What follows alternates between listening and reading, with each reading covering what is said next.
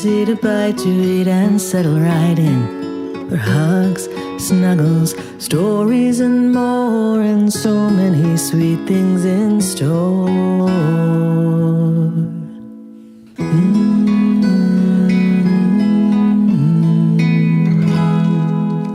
Welcome to Afternoons with Mimi. Mimi? What are we making again? Cheesecake, my love. Cheesecake. Do I like cheesecake? Trust me, Angel. Everyone likes cheesecake.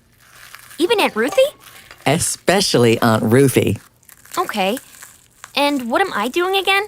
You are crushing the graham crackers to make a beautiful graham cracker crust. Keep pounding on that plastic bag. You're doing wonderfully. Let those crackers have it. Pulverize them. But Mimi, why are we making cheesecake? Because it's delicious. And for Shavuot, of course. Shavuot. And that's a holiday? Yes. Celebrating. What's Shavuot all about, Mimi? Wonderful question, my love. On Shavuot, we remember getting the 10 Commandments, and we're thankful and joyful. When you're older, you can stay up all night with the grown-ups learning. Mimi, you already let me do that on Mimi's readathon weekends. Oh, you're right. I really should move those to coincide with Shavuot. But Mimi, what do the 10 Commandments have to do with cheesecake? Or with all of your fancy paper decorations everywhere? You certainly are inquisitive today, my darling. Keep smashing those crumbs. Okay, now bring your crumbs over here. Yes, very good.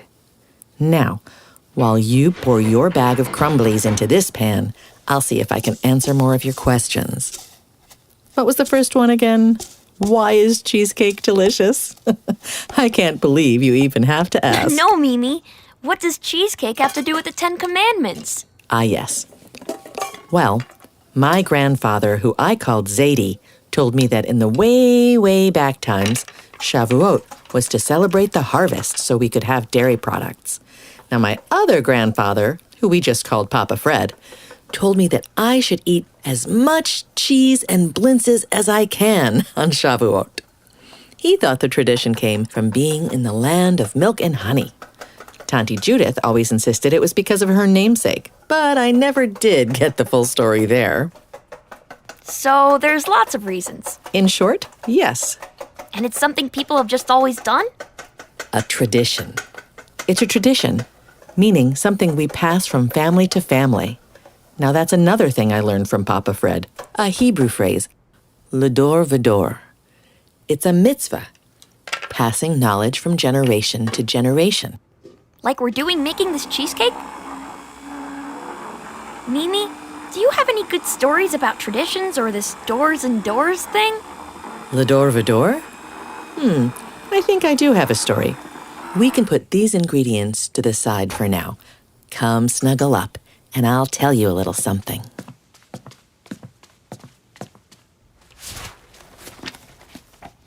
Fridays are special. Written by Chris Barish. Illustrated by Melissa E.Y. Published by PJ Publishing. I snuggled in my bed last night. Soft moon looked down on me. Now, peeking from the covers, bright sun is what I see. My daddy's in the kitchen. His hair and hands are white. I smell the Friday challah. We'll all eat some tonight. Cold air tingles on my cheeks. Soft mittens warm my hands. Tova's tugging on my scarf. Snow sparkles as it lands. Mommy lifts me way up high. I help pick leafy greens. Friday nights are special. We eat like kings and queens. Nana holds me on her lap for stories and a song. Tova cuddles up with us. She likes to sing along. Who's that knocking at the door? My cousins, Ben and Jake. Yum, I smell warm cinnamon from Nana's apple cake. The sun is almost gone now. My family gathers round. Coins plink plank in Grandpa's vest. It's his tzedakah sound. We all stand by the mantel. The candles shine so bright.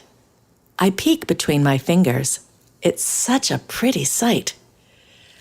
The matzo balls are fluffy and the challah tastes so sweet. I crawl under the table. So many legs and feet. My favorite blanket hugs me. A pillow holds my head. Shema is whispered like a breath. I cuddle in my bed. High in the sky, stars twinkle. I close my sleepy eyes, safe and warm until I wake to see Shabbat's sun rise. The end. You see, in that story, when the kiddo gets his tzedakah coins or makes challah with his daddy, that's l'dor v'dor, passing along traditions. Now, any more questions? The paper decorations everywhere, the pretty roses and flowers. They kind of remind me of the paper snowflakes we make at school for winter. Are those also a tradition from your family? The paper crafts. Now those I learned 100% from Auntie Judith. It was one of my favorite ways to spend time with her. She told me that one of the ways people would decorate for Shavuot was with branches and beautiful flowers. As time went on and people moved into crowded areas, making paper decorations of flowers and nature scenes became a nice way to pass the time together, and a wonderful way to honor the tradition of decorating. Mimi, can we try to make some of those together? Absolutely. Now, let's just get this in the oven. And let me go see what we have in the craft drawer. Aha! I even have some kid scissors. Safety scissors, Baba calls them. Safety scissors, yes. Shall we get to crafting? And when we're done, can we try that cheesecake? You bet. Ooh, look at this. Ooh, that looks great. Oh, that's very special. Oh, wow. Ooh, I like that one. I like that too. Oh, what a pretty rose. Well, my love, thank you for helping me decorate. These paper cuttings look wonderful. Oh, there's your parents. I can't wait to show Baba and Ima all the decorations. Here, take some cheesecake out to them. You're the best, Mimi. I love you, Neshama Shuli. Would you like to learn more about Shavuot? You can find easy craft ideas, story suggestions, and even recipes at pjlibrary.org/Shavuot. That's SHAVUOT.